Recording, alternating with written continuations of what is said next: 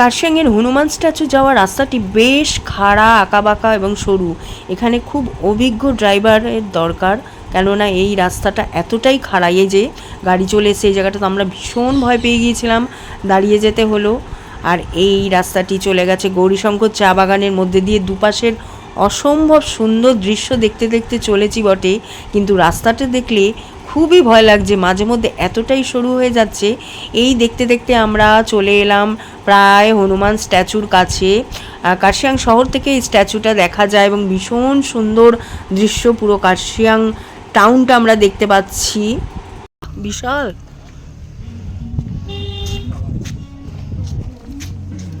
I love Kurseong.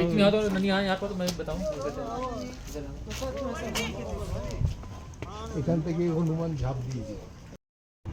Kurseong টাউনটা পুরো দেখা যাচ্ছে, আমরা টপে রয়েছি।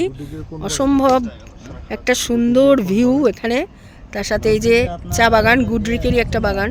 কি বাগান গুডরিকের?